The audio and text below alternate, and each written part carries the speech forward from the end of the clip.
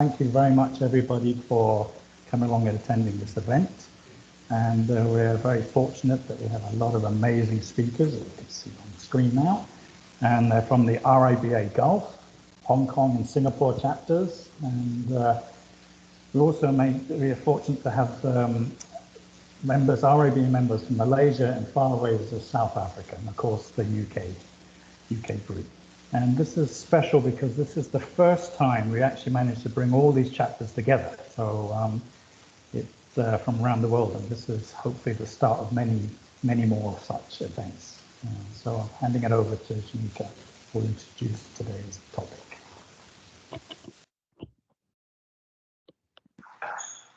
Welcome everyone, my name is Shamika Sharma and I would like to start by introducing our topic for today. The economies of compact cities are tied to travel, but now their airports operate at a fraction of capacity and fleets and people are grounded. How can new design approaches and technologies boost both the economy and livability of places with limited domestic markets? Our speakers will explore issues that will continue to be confronted by compact cities: self-sufficiency, global flows, equitable and efficient resource use, and opportunities for local leisure. Before we proceed with presentations, a few housekeeping notes. During the session, please keep your audio on mute and videos off. We welcome questions and comments throughout the session via the chat function. We will have a short Q&A at the end, and I will hand over now to Rick to introduce our very first speaker. Okay, so the first speaker is going to be Nana Biamah-Ofusu. Nana's the co-founder of NYALI Studios in London and also a diploma master at the Architectural Association in London. And today her topic is on place, identity and translation. So over to Nana. Thank you very much for having me on today's panel. My presentation is titled On Place, Identity and Translation, and it will explore how diaspora communities have transformed parts of London by embedding their own spatial practices within the common typologies of British architecture. Next page, please. I'll start by introducing my practice, Studio NYALI, which I founded with Vishwa Mohammed in 2019. As an interdisciplinary practice, our work is interested in examining, challenging and shifting architectural critiques and narratives towards a more inclusive, holistic understanding of the built environment. We are focused on identity, shared histories and spaces with a strong belief that architecture must be understood as the embodiment and artifact of the human experience. As designers, our work aims to center peripheral identities, cultures, and people. Next page, please. Okay. So London as a city is home to almost 9 million people, a figure that's expected to rise to 11 million by 2050. In the 2011 census, London was the most ethnically diverse region in England and Wales, with 40.2% of people here identifying as Black, Asian, mixed race, or other ethnic minority group. With this in mind, I'm interested in how these diverse populations of non-white people have influenced the architecture and urban fabric of cities like London. While other disciplines have managed to tackle this, it feels lacking in terms of architecture and the practice and our spatial practices. Next page, please. So while other disciplines like music, visual arts, literature and film have found ways of communicating the influence of the diaspora, architecture is yet to formally recognize how we might think about the built environment differently. It is almost as if we still see people of the diaspora as temporary inhabitants of the city without the same rights as other people in the city. This is evidenced, for instance, in the way that we think about London's housing crisis. While great strides have been made to tackle that city's housing shortage, it seems that it's missing the question of who this housing actually serves. If London is home to such diverse communities, then we must question why our predominant housing types are still addressing only one way of living and how they might be replenished to think about cultural nuance through design. So next page, please.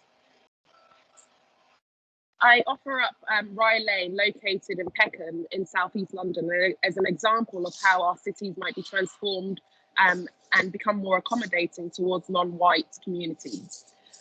Like Rye Lane is very typical of many London neighbourhoods with large African and Caribbean diaspora communities. Walking through Rye Lane on a humid post-COVID-19 summer lockdown, which was a Friday, I'm reminded of other places, of other familiar places to me. But these are 6,000 miles away in Ghana, where I grew up. Like many streets in London, Rye Lane was pedestrianised during the first lockdown, and with that brought in a renewed sense of life and activity to the street. While there's no doubt in my mind that this is not Ghana, there is a sense of familiarity here, and the shops with names such as Kumasi Market and the kinds of people that at Rye Lane remind me of home. If you go to the next slide, please. Rye Lane has always felt a bit pedestrian, even before the lockdown and the subsequent closure of streets to make fully pedestrianised streets. Here, the car is secondary. It is an agreement set by habit, where the bustling market takes precedent. Cars drive cautiously, knowing that the ambivalence of jaywalkers is to be respected here. The deep planned shops located on the ground floor of Georgian and Victorian terraces, which once catered to largely English customers, have become an essential aspect of maintaining the heritage and connections to one's home country for many diasporic communities. The vibrant interiors of these shops transform the typical English terrace into a carnival of colours, smells, sounds, extended beyond the building line, occupying the public realm with awnings, stalls, and stalls for further trade. Next slide, please. In the post-lockdown summer of 2020, amidst the need to reaffirm our social relationships, however cautiously, I found myself in Rye Lane and Bellenden Grove, marvelling at the translation and transformation that has been successful in this part of London. I am amazed by the sense of adaptation by diverse non-white communities in creating spaces and places that support their cultures and modes of living. The typical English typologies, the street, the market, and the English terrace have been transformed and adapted to support the everyday lives of African and Caribbean communities that thrive here. Walking here in Peckham with the gaze of an architect trained to register spatial conditions, I ponder what makes this place and what lessons we might learn from the informal spatial practices such as these, and how they might help us rethink and remake our cities into more open, adaptable, and equitable places. Thank you very much for listening. Okay, thank you, Nana, for kicking off the forum. And good to see things haven't changed at the AA since my days, and diploma masters are still pushing the social and architectural boundaries there. Okay, I'm excited to introduce our next speaker, Sumaya Dabbagh. Sumaya is the principal of Dabbagh Architects in Dubai, and her topic is Shifting from Global to Local, a case study. Over to you, Sumaya. Good morning or afternoon, wherever you are. Thank you very much for inviting me to this really important discussion. Yes, I'm based in Dubai. I have been in this region for over 20 years, and I want to just really give it the perspective of Dubai being kind of a trading hub. So we'll go into the next slide. Thank you. Dubai is really built around a natural creek. Its central location and this natural harbour has created a trading hub, really, from historically. And it's not just goods that came across here from east to west, also people. It's quite a diverse population. You have people and traders who have settled here from India, from Iran, from around the region. And what has really created this trading mentality, really, trading culture as part of the identity of the city. And as I said, it's not just people, it's not just goods, it's also people. And Next slide. And what it has become as a result, really, of this way of life is it grew into this huge metropolis and a major business hub.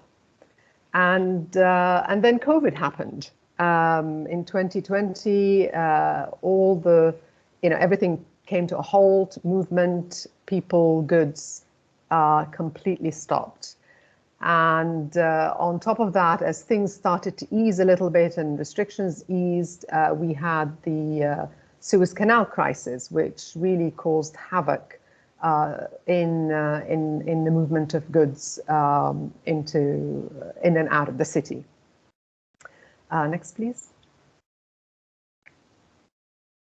What I wanted to share with you is really our experience during COVID with one of our projects. Our practice has been doing a number of cultural projects over the last 5-6 years, and this is a mosque project that we were commissioned in late 2017, and it was really at the early stages of construction when COVID happened. Our practice has been working on cultural projects for a number of years, and sustainability is really a fundamental part of our design approach and our whole ethos. So we've always, one of the things that we always try to do is to use local materials. So next. Next slide, yeah, thank you. So over the years, these recent years, some local industries have become quite established. For instance, GRC, which is the cladding material we used here, in fact, is quite an established industry. And in fact, GRC was exported to one of Zaha Hadid's projects in Florida, in Miami, a few years ago. So for us as a building material, also it allowed us to create the patterns and the geometric patterns that we wanted to use for this mosque. We used aluminium, which is another locally produced material for the shading and for all the surrounds for the openings, the doors and windows, the windows and the glazing, also locally produced. Here, we wanted to emphasize the interior elevations as opposed to the GRC, and we used Omani stone, which is a regional material just across the border. Concrete paving was used, which is also locally produced. Next.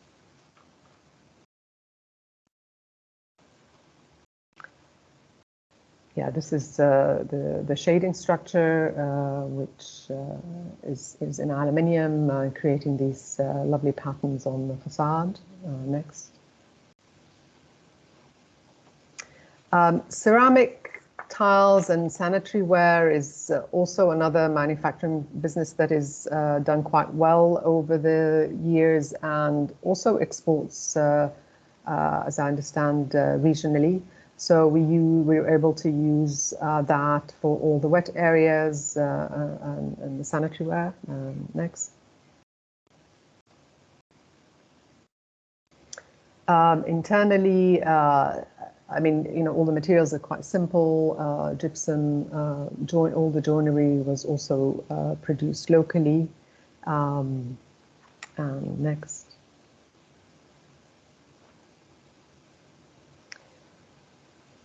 What really we felt the crisis brought up is the need to become self-sustaining and self-sufficient.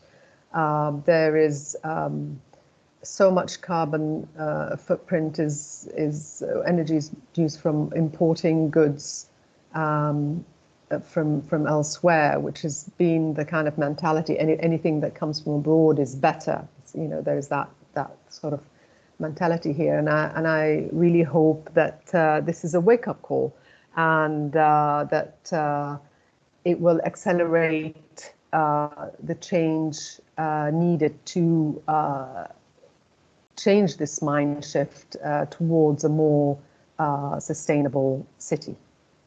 And thank you.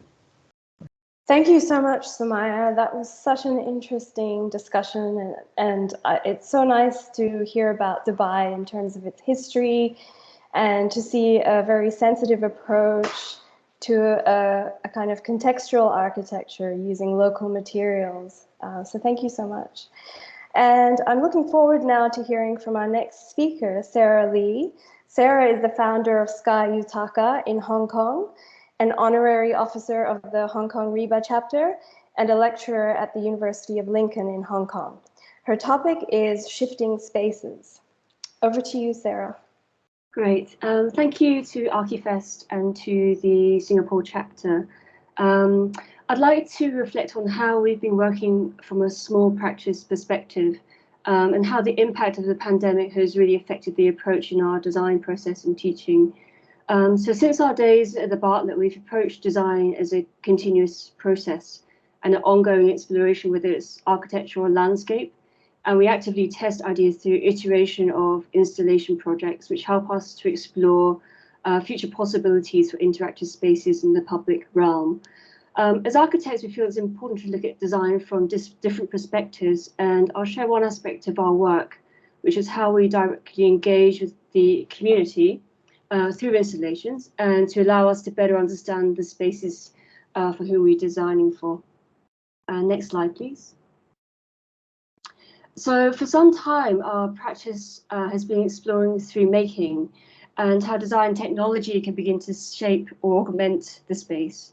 So back in our studio, we remain curious and we experiment as we build installations and interactive art as a medium to explore public space and the merging of the physical and digital.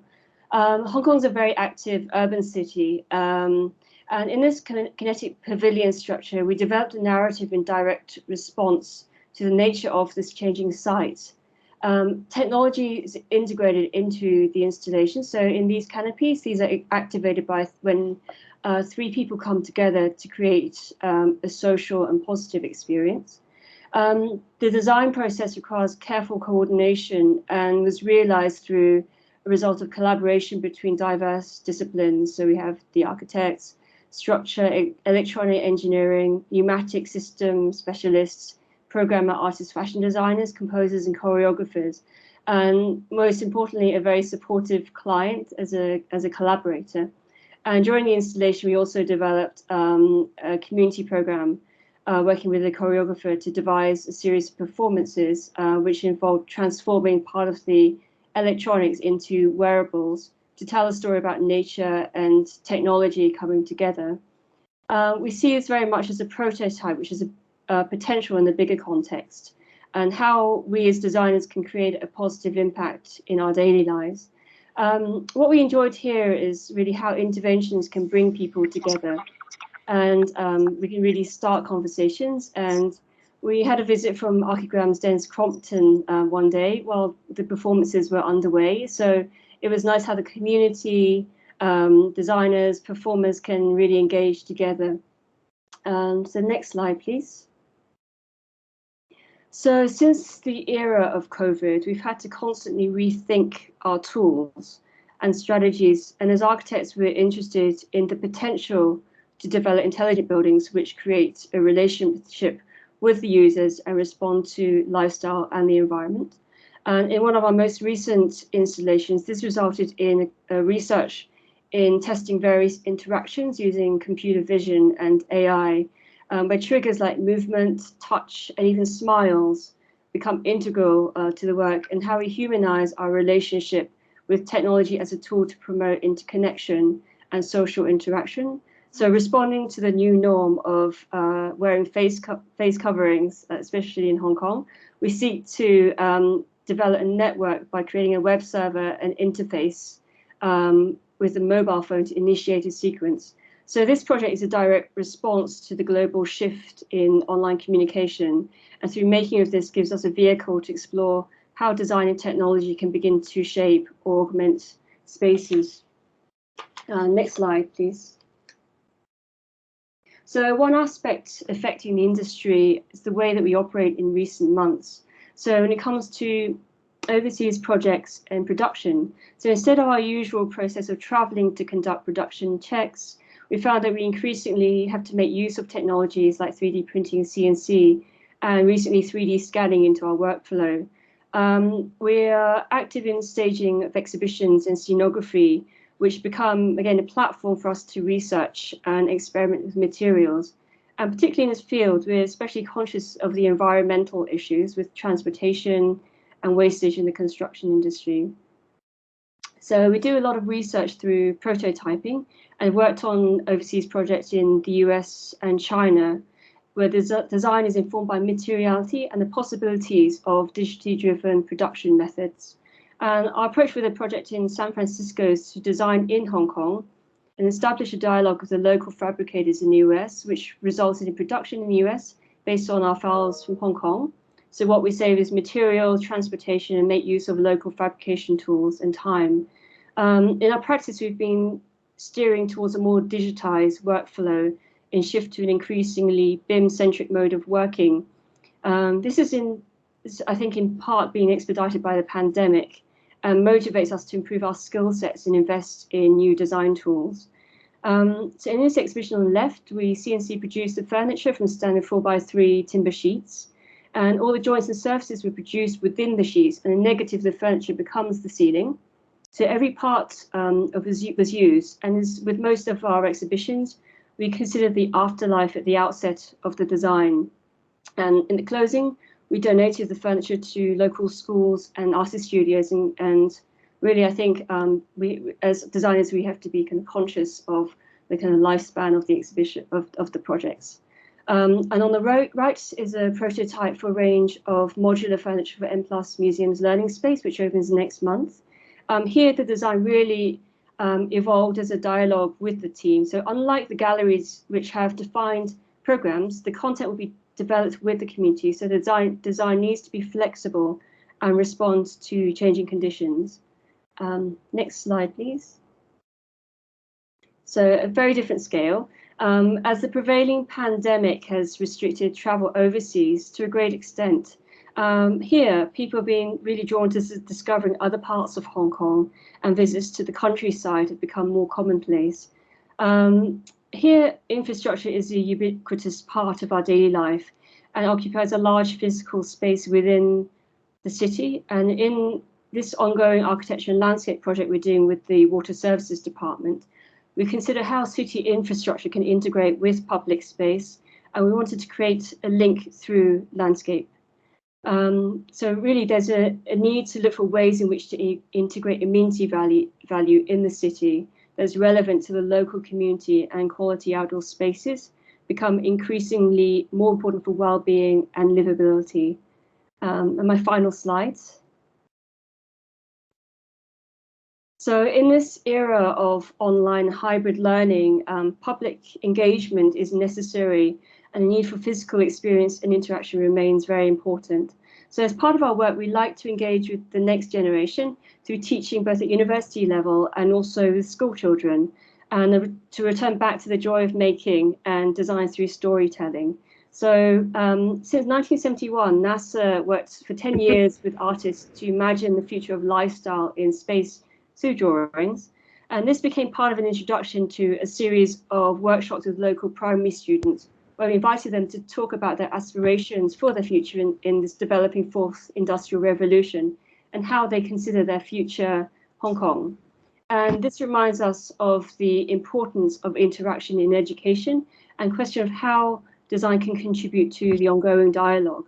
So there's a huge set of opportunities for designers and collaboration with different disciplines with the advancement of emerging technologies.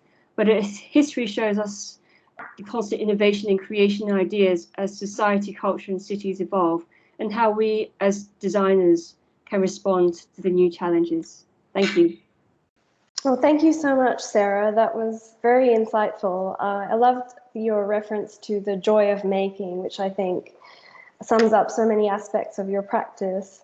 And I really found it interesting to see that you had that project where you were using people's emotions to interact with the work. It's really interesting to see that kind of testing. So thank you. And I would like to welcome our next speaker, Dennis Ho. Dennis is the Director and East Asia Regional Design Leader at ARUP, Hong Kong. His topic is the Hong Kong harbourfront. Over to you, Dennis. Thank you. Hello, everyone, and good afternoon, good evening. My name is Dennis Ho from ARUP East Asia. May I have the first slide, please? So why have I picked the Hong Kong harbourfront as my subject?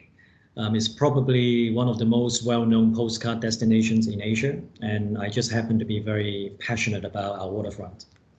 So there has been some very interesting evolutions on our waterfront recently, championed by the Hong Kong Harbourfront Commission. There's definitely an increased focus on design quality and connectivity in the last couple of years.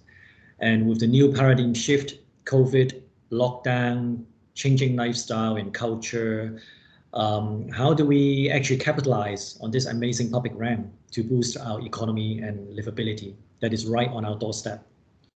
And what will be our future drivers, which traditionally actually has been very infrastructure driven in Hong Kong rather than people, nature, or the environment. So just some very simple facts first. Our city harbourfront is around 10 kilometers long on the Hong Kong Island side and 20 kilometers long on the Kowloon side. Many districts actually have a harbourfront address. For example, the Eastern District has a population of about 500,000 people, and it has a huge catchment area. And we have around 20 harbourfront destinations, large and small. But surprisingly, only 2 MTR stations are actually accessible within 100 kilometers of the waterfront, and due to many other constraints. The harbour itself is between 1 to 1.6 kilometer wide. There are only 6 ferry links between many of the destinations, and a lot of the ferry terminals actually are not around any public spaces at all. So there really is an urgent need to look at how we can connect these public spaces together. Slide 3, please. So at ARUP, we've started looking at how we could connect the waterfront better, physically, socially, and environmentally, with current and future technologies. The collective strength of our waterfront destinations can be really amazing if we could really harness this asset. And first, we can look at how future green mobility, such as electric vehicles, ferries, autonomous transport, and urban air mobility could connect our harbourfront together, given that our current public transport is not really planned for the waterfront. And at ARUP, we are already working on projects planned around the use of autonomous vehicles in the city. And they can actually provide flexible, direct, and sustainable alternatives to our current transport. And this could also be a very different kind of connection, different form of movement between the different communities and the different user groups. And perhaps even through an online platform that we're looking at, these connections can be coordinated for us to plan ahead our journeys and to open up the communities to the waterfront even more. Next slide, please. So now we have the technology, the data, and through AI, the Internet of Things, machine learning, analytics, to predict movement, density, and population in open spaces. We could really harness these technologies to help us design and utilize our open spaces better. For example, we are now able to allow visitors to predict crowdedness in real time so that they can plan ahead their journeys to avoid overcrowding. It would really allow us to spread our visits, making the spaces more enjoyable and safer. And we will be even more informed when we are planning different activities, given that social distancing may be a norm in our future. We could also design and facilitate more personalized experience that fits the profile and volume of the visitors. Next slide, please.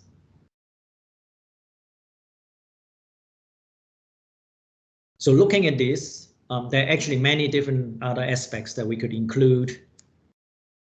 So the slide, yeah, okay, thank you.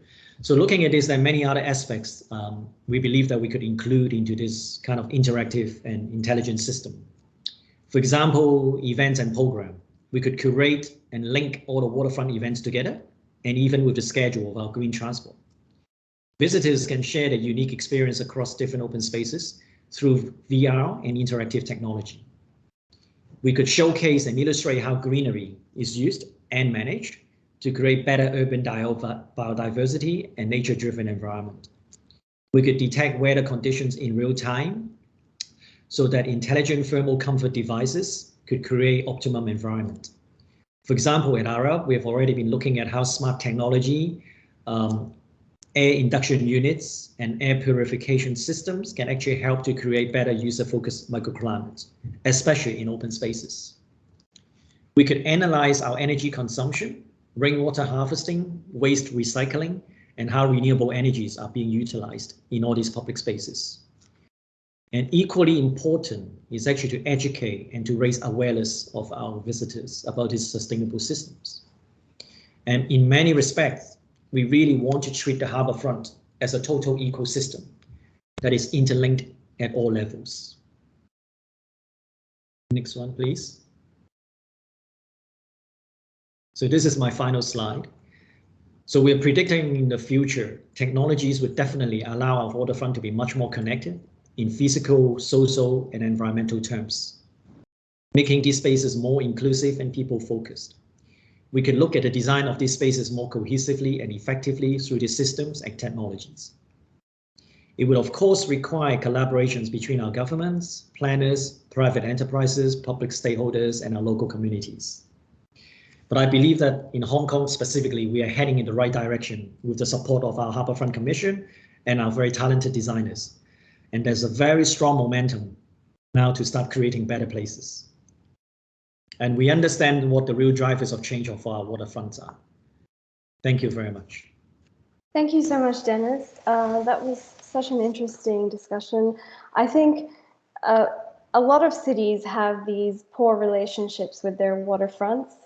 And I love the idea of using technology to improve these relationships people have with nature. And I look forward to seeing more of your work and your research in that area. Thank you. And now I will hand over to Rick, who will introduce our next speaker. Okay, the next speaker, pleased to introduce, it's Huat Lim. Huat Lim is the director of zlgdesign in Malaysia, and he also teaches at the Taylor University, UCSI University, and the Wong Academy in Malaysia. And today his topic is resilience. So good morning, afternoon, and good evening, everyone. Actually, my title today is Resilience, Full Circle. Thank you for inviting me. But I think today I'd like to show a lot of images and a lot of information out there called the metaverse. What it teaches me is that I think it looks to me like we've come full circle, and I thought I'd share a few slides that might inspire all of us. It has inspired me.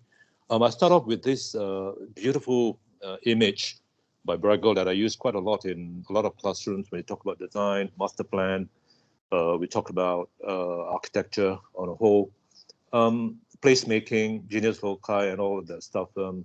So if I may just read here, it says that we have developed green buildings, reading tools that can help us prepare for the worst. Yet I think we use technology to detect and mitigate disaster. There's really not a lot left to do, except maybe to delegate mitigative actions to machines. We looked at the evolution as city dwellers. We discovered the fact that everything that had to happen, for example, the pandemic, is possibly for our own good. So I think this image is very powerful because it shows the sort of things that we do in our cities, you know, young and old. I think this image holds some sort of reminder as to how we were once before, and then where it did that we want to get to. So Peter Bruegel, one image. I think I also like to talk about master planning, placemaking. I think a lot of us forget that the infrastructure that make great cities are not necessarily artifacts, but they could be people. Okay, so I'm on to the second slide. Imagination. I think this image I did for Dr. Ken Young, as you know, Ken Young, based in Malaysia. He's always very generous. So I've come to work with him on a master plan project in Saudi Arabia, and this is a place where you see transportation taking on a different kind of paradigm. You see a lot of drones being used in terms of delivery of parcels, and perhaps even delivery of people or movement of people. And this image, I think, reminds me that some of the things that we talked about actually is how do we tread on the planet. You can see here the image talks about treading on the ground lightly. We imagine that if architecture can occupy the space that is a little bit above the terrain, perhaps there's a way that we can weave nature and the built environment more naturally.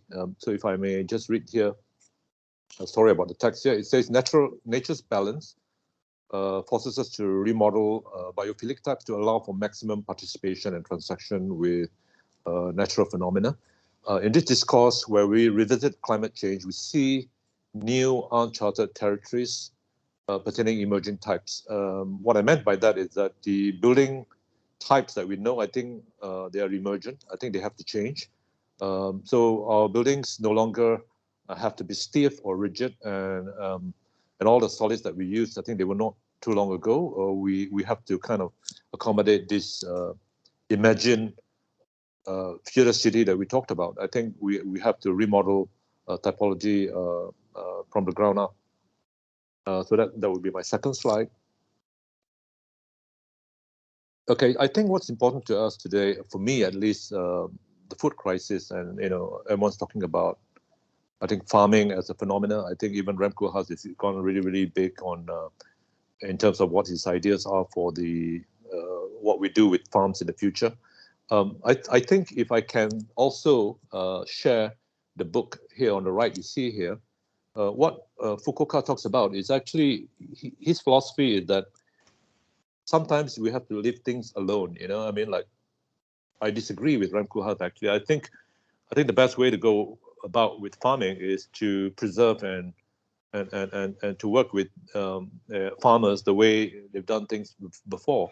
His philosophy is, if I may read this very little anecdote here, it says, intending to understand 10 things, you actually do not understand one. And if you know 100 flowers, you do not know a single one. So what he said is that with regards to biophilia and all that thing about biomimicry, actually, what we're doing is we're trying to emulate nature. Actually, the best way is to me, is to leave nature alone and to find the best ways in which we can assimilate their presence. And also this very powerful image by Superflux. For those of you who've been to Venice, a very good show talking about how to bring food, farm, and urbanism into one place. The question of how do we bring farming closer to home. I think this is a very powerful image. I'll leave the image to speak to you. For me, it's about how we've been separated from our natural resources, and our separation from nature is quite severe at this moment. And I speak from the perspective of urbanism. I think there's a lot of separation that has been going on between architecture and nature. And my next slide, it's an image on the left, which I did at the AA many moons ago.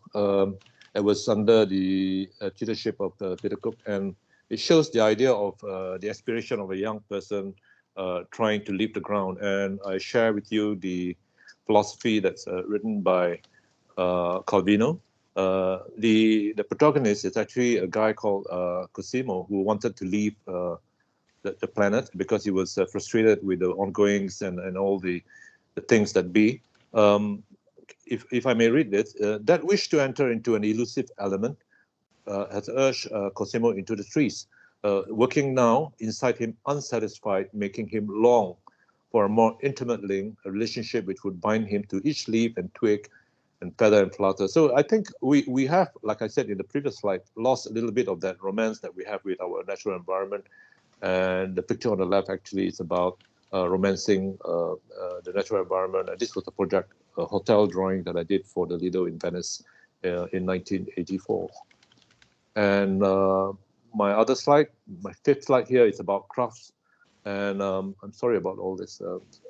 The idea for the craft slide is to say that some of the traditions and the cultural imprints that we have left behind us, I think is coming around. If I may read here, it says the French don't. On the contrary, we now have resilience through how they can be made to come alive, engagement with nature, and even more strangely, we can actually do this in ways which are both ancient and yet ingeniously new, present, and incredibly humble. So these are pictures that I took on my not too long ago visit in France, and it just reminded the quality of the humanity of architecture is something that is integral to our profession, and I think that has somewhat been considered lost in most of what we do.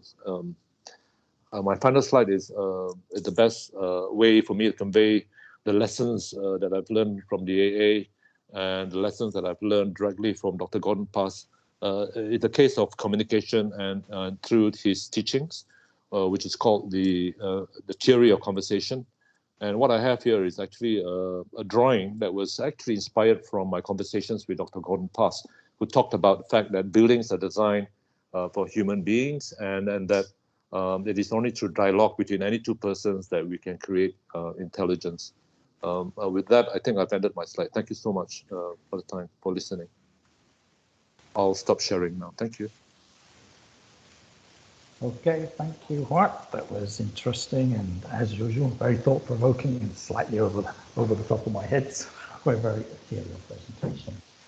Our next speaker is from our own RIBA chapter in Singapore. Welcome, Maria Warner Wong. Maria is design director and co-founder of Warner Wong Design and WOW Architects. Maria's topic is regenerative urban wellness. Over to you, Maria. Thank you. Thanks, Ramika. Yes, if you could just start the slides, please. Okay, there we go. So I'm going to talk a little bit about regenerative urban wellness and how we in Singapore and how Singapore as a nation has responded to the COVID situation by kind of transforming organically and somehow very systematically and through careful planning and implementation of policy, the country into a very different environment. Next. We have been historically very focused on urban development with a real emphasis on the kind of skyline architecture, world leader and outstanding architecture and urban development. But in recent years, next slide, the Urban Redevelopment Authority and the country have really begun to focus in a different direction based on the realization that the Green Plan and the Green Master Plan really are taking a very, very strong and kind of equal part in the urban development of Singapore. Next slide. And there's this emphasis in changing not only from the built environment to the natural environment, but to also understanding recreation and leisure in this country, both day and night and throughout the year, and especially during this period. Next. We have, for the past 50 years, the nation's, early founding members really emphasized on the importance of communal public spaces. So we have lots of incredible new towns with beautiful parks that are now very mature and developed. So this emphasis on the external spaces, the natural spaces, recreation and communal areas has really come full circle, and it's really become a wonderful place to be during this very challenging period. Next. On this next slide, you can see it's a bit faint, but actually there are park connectors that now successfully connect the entire country from end to end, east to west, north to south, and they intersect all over the place. So people can have a very different experience of riding a bike or running across the country every time they go out in very beautiful, preserved and conserved and developed landscapes throughout the island. And it's a very, very small island of 750 square kilometers. It's a very difficult place to have been bound, land bound for almost 2 years, as we all, nearly all of us have. Next. And what has happened as a result of it is that we who live on a small island and normally go abroad to experience life and have our leisure have had to create a whole leisure environment for ourselves right here on our own little island. So we've had an explosion of interest, like this photograph of bird photographers, among whom there are now thousands all over the island, chasing elusive migratory birds that travel from Russia to Australia for one, stopping in Singapore for a day or a night. Next. And we see in the new towns beautiful developments like this hospital, which is really so wellness focused, all of the rooms looking out to a natural setting on this mirror reservoir lake, all man-made, beautiful settings. So you see a shift from very, very pragmatic healthcare policies to nature-linked healthcare policies, and a very strong, nature-centered direction for national development in the country. And you can't do this overnight. This takes many, many decades of careful planning and implementation. So we're now here to appreciate what, frankly, many of us never noticed.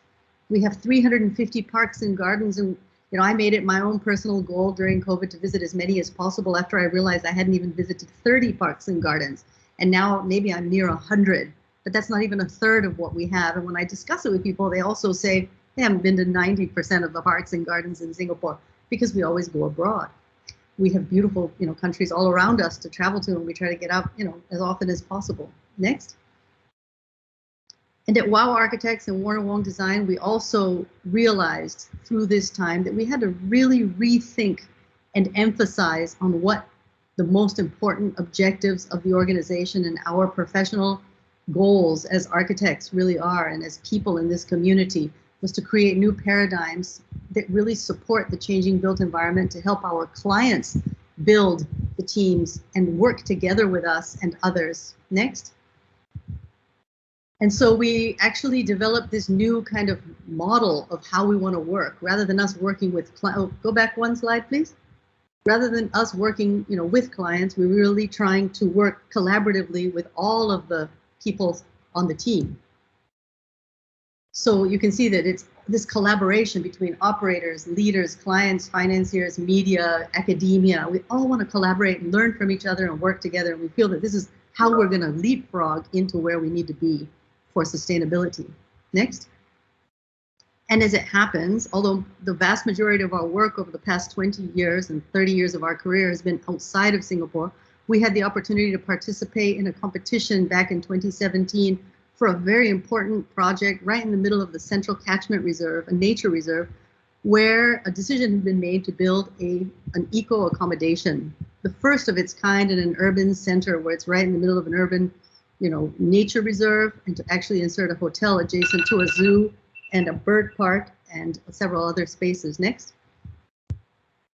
Recreational activities. So this is our competition entry for the project that won the competition, because you can see the building. It's very, very faint, but our commitment was to ensure that our building would be invisible and it would be fully embedded in the natural setting. And this is where the challenge and the commitment is to tree conservation, to building integration and sustainable development, to actually deliver this hotel that is essentially hidden in a nature reserve and not seen from beyond it. Next. So this project is in development. It will be completed in 2024. Much of the building is being built where existing structures preceded it. It was a veterinary facility for a zoo, and we tried to use all of the existing footprints so as to disturb as few trees as possible. Next. And I think that this kind of underlies the mindset of what's going on here in Singapore, the realization that we really need to build in a more nature integrated manner, so that as we integrate recreation, the idea that we could stay home and be in our country for 2 years at a stretch or longer, and also become independent and not dependent on foreign travelers and tourists for our tourism industry, is something we also have to rethink. Next. Yep, so these are just some details of the development. These were the tree houses inspired by seed pods. And finally, to close, I have 2 more slides to share with you. Next. We also did a workshop in our office called the Post-COVID Challenge, where right in the beginning, when we thought COVID was going to be something that was going to be with us for 3 or maybe 6 months, this was back in April of 2020, we were getting ready to go back to normal life, more or less. And we were really looking at how we could benefit from the experience and how we could also look at it in an optimistic light and try and make our working situation better. So we went through this process together of the Post-COVID Challenge. Next. And in it, we applied the design thinking paradigm to identify problems, which the colleagues worked in teams and identified key problems. And through a multi-step process of analyzing and discussing and debating and collaborating, came up with solutions to those specific problems. And the process that we went through and the exercise itself kind of changed the way we looked at things. It actually helped us identify problems that affect us all and possible solutions that we can consider implementing. So I think that these 3 components, Singapore, how it's surviving this period, this particular project that we're presently working on and will be involved with for the next 3 years, and how our office adapts and changes over time in order to be more sustainable as an organization, as well as do more sustainable projects, is really the focus of the firm at this time. And that's what I had to share today. Thank you. Thank you so much, Maria. That was very insightful. I think it's very important for us as architects to think about the wellness of our offices, and not only in terms of the work we do. But I do think sometimes people see wellness as something that's just sort of a trend or an idea or something superficial. But I think what you showed us was something that goes a lot deeper in terms of wellness of our urban environments, wellness of our environments in general. And I think we really appreciate that. Thank you. Okay, the last, but again, not least, it's all the way from South Africa is Professor Mark Raymond, and he's the director of the Graduate School of Architecture at the University in Johannesburg, and his topic today is Handle with Care. Thank you, Rick, and thank you so much for inviting me today. I can't see my slides. Yeah, so, you know, Johannesburg earlier this year was plunged into civil unrest, compounding what really was the trauma of the pandemic, and really laid bare the precariousness and the fragility of a country with a really quite troubled past and quite a troubled present. So, you know, very often the prosperity, the perceived prosperity of South Africa, you know, it sits really quite uneasily with the level of social inequality that exists in the country, and it sort of compounded this view, this sort of post-pandemic view forward. And confronted with this, I think architecture finds itself looking forward to the future in a way that really has to be tied to the idea of social, political, and economic transformation. And at the Graduate School of Architecture, which is the largest graduate school in Africa and the newest one in Africa and in South Africa, is really center stage. We look at that social transformation and through transformative practice. And we're less interested in training in social, political, technical, and economic skills or the implications of sustaining the status quo of architecture that is simply serving capital, but we're interested in exploring and developing the possibilities inherent in what we understand as the architectural imaginary. So I'm going to share with you some work of students. First of all, Shiloh Rakomakwe, and Shiloh is looking at shebeens in Alexandria, one of Johannesburg's townships, and how corrosive drinking practices were scripted into social practices of communities under apartheid, where alcohol was presented as a form of reward and consolation for black migrant labourers. And Shiloh undertook a series of studies of depictions of shebeens and looked at ways that memory could be rebranded and used as a kind of currency in the contemporary imaginary. Next. This is some work by Nitesh Ramnath in Unit 17. And Nitesh looks at how people living in dense housing blocks could modify or might be able to modify their own existences, and questions often the aesthetic policies imposed by architects that end up regulating and controlling levels of self-expression, and questions to what degree do we need consensus and uniformity, and do we really need rules in that way that we've assumed that need to be enforced? To what extent can we balance the choices of individuals with a coherent vision for the overall picture of the city? And what's the role of the architect in all this? Is it as the sort of godlike figure that we've often assumed, or should we be more integrated in terms of more localized decision making? Next. And the next project is by Meghna Patel, which calls it the Plasticine, and she's speculating on the future and the implications of plastic pollution and the near reality that there'll be more plastic in the sea than fish by 2050, and climate change happening faster than our ability to realize or reverse the damage. And in what she calls the Plasticine, Meghna looks at an alternative way to view our future by taking on what she calls a supersurface. Next slide. And she's created a kind of hybridizing theme park, aquarium and research center. The idea of allowing architects and society a way of management of the effects of plastic pollution from a position of the fantastic or the speculative, rather than through dystopic or statistical projections. Next. And Brighton Matambo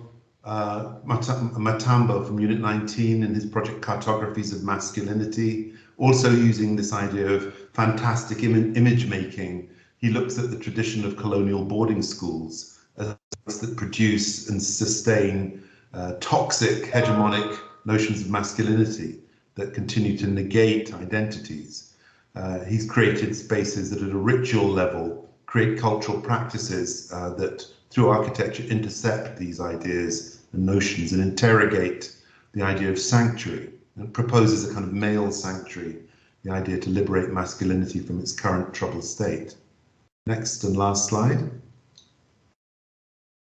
And this finally is called Missing Ingredients by Natalie Harper, who's a master's student, and she looks at the violences of apartheid, the spatial implications of apartheid under the Population Registration and the Group Areas Act, where communities were segregated, and uses the Cape Dutch house as a kind of metaphor for the sort of hegemonic regimes that dominated the spatial and metaphoric landscape, and uses it as a backdrop for a series of kind of mise en scène or scenarios that expose the obscurity of the connections that were enforced under apartheid.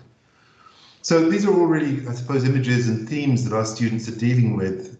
Again, not just simply as architecture as a kind of technical skill that serves economic function, but as a discipline of critical exploration and creative inquiry through design research. And we think that by enabling and empowering students to think diversely, conceptually, and creatively, that it extends the capacity to create imaginaries and helps us break out and move beyond the conventions and norms that so often dominate what we do.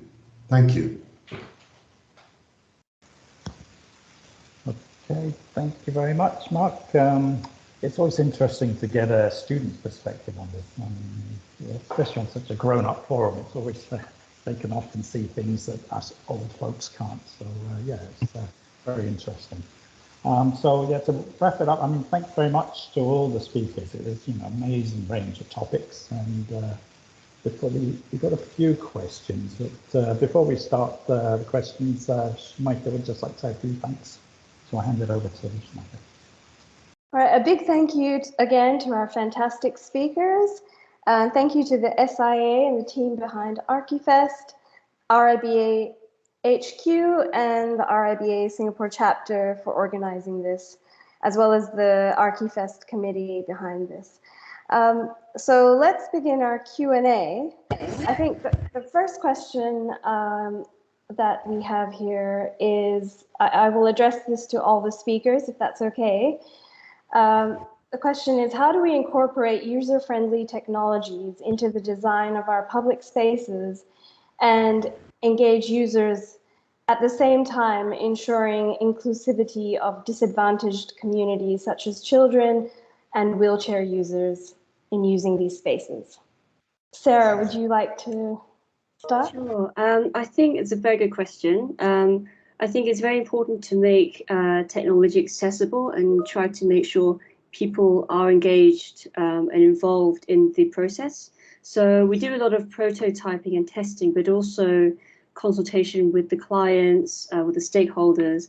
And Hong Kong is very code conscious, and it's very much about barrier-free access, accessibility. So it's one of the first things that we get asked about when it comes to public safety, and will this installation kind of affect people? Can the community engage with it? So I think it's always very important to kind of engage with the stakeholder.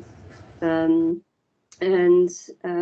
think also the idea of making it friendly to the public is important. So I think losing the mystery and sort of making it as transparent as possible. So I think a lot of people are very skeptical about technology and facial recognition, things like that. So it's about sort of making it more accessible. Thank you. Dennis? Yeah, I agree with what Sarah's been talking about. I think the other thing is also, I think that we now have the technology to actually simulate design scenarios. I mean, first of all, we need the right brief. You know, a lot of the time, the brief is not really written focusing on inclusivity. And the other thing is also looking at the functions of the spaces and the type of spaces and the locations of where we are designing these spaces. But we do have the technology to actually simulate different design scenarios to test ideas and to see how users can react to these type of public spaces.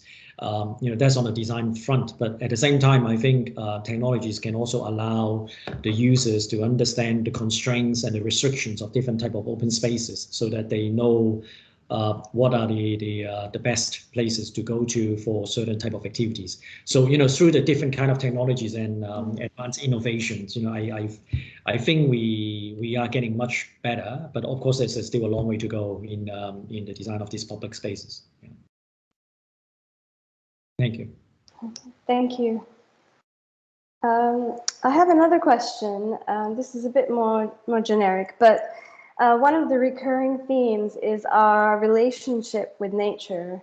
And I think more specifically, our lost relationships with nature. I think many of you spoke about that in various different ways.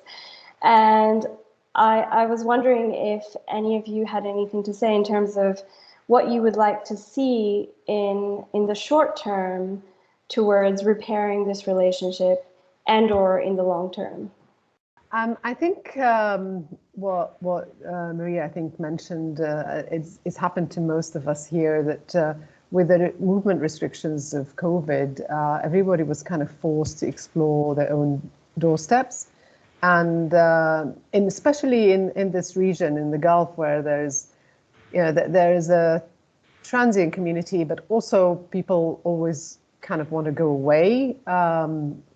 It's not just here, but I think here in particular. And what happened during COVID is that people were really started to explore their own surroundings, their own landscapes. And I think we've lost that connection with nature. And here, I mean, it's not been very long ago when people were divers in the sea, so they had a very strong connection with the sea. They lived in the desert. You know, we're talking about maybe 70, 80 years. And it just really lost in 2 generations that connection and that understanding of the natural cycles and natural environment. And I really hope that that this exploration of your own landscape, your own environment will really create this reconnection to our land, which I think only when you're really kind of in love with with the landscape around you, whether even if it's the desert, it's beautiful, it's the sea, then you can really take care of it. I really believe that it really has to come from the heart, this whole idea of sustainability and preserving our environment. Thank you. Thank you. Can I chime in? Please. Yeah, I think I agree with everyone. I think most people touch on our relationship with nature. I just wanted to add three phenomena that I think about in my own work. One, which is that the sense of automation that we put into our environment and how we use technology, and we automate just about everything that we want to do as a human being. I think that needs to be questioned. The degree in which we automate something that makes us less human. The second thing, I talk about refrigeration and the concept of relying on technology to preserve our food and to store our food. I think that's something that makes us, there's a disconnect there, I think. And, obviously we all need our supermarkets, but that's exactly where we separate ourselves with the farm. For example, in one of the slides that I showed you guys, is the sense of separation is that technology allows us to kind of separate ourselves from the farm without realizing the damage that it causes to our well-being, for example. And the third one is, I think, infrastructure. Because technology makes us go faster and faster and faster every time. And I think that actually doesn't allow you to kind of reflect on your position relative to your environment. Basically, you just cannot, if you're not slowing down and you're not stopping, there is absolutely no way that you can actually engage the resonance, or what I call the transaction that you can have with a tree or with a river or whatever it may be, because you're moving so fast, right? So these are the three, I think, concepts that we take as our imprints, and I think that needs to be questioned. I'm done with speaking. Thank you very much. Thank you. Maria. Okay, so I just wanted to share that it's been a personal goal of mine to always consciously design for an awareness of our natural surroundings, and I focus that particularly on the rituals of everyday life.